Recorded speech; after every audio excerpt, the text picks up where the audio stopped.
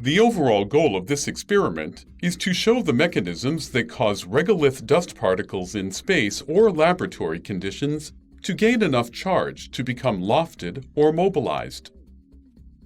This method can help answer a key question about the role of electrostatic dust transport in shaping the surfaces of airless bodies in the solar system.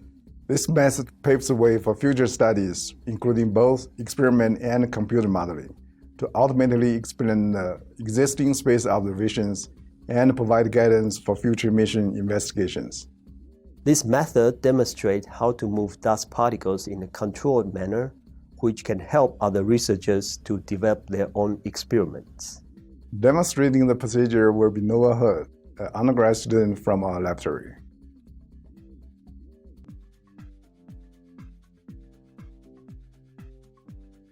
The experiments require a vacuum chamber.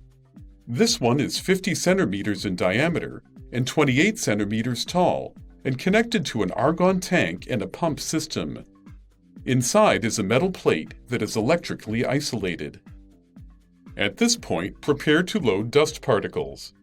Use an insulating plate 20 centimeters in diameter and 2 centimeters thick, and place on top of it an insulating rubber sheet with a central hole.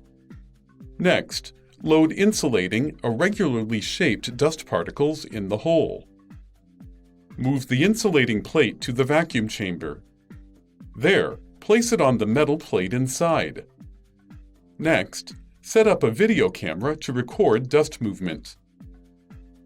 For illumination, use an LED light equivalent to at least a 500-watt incandescent source.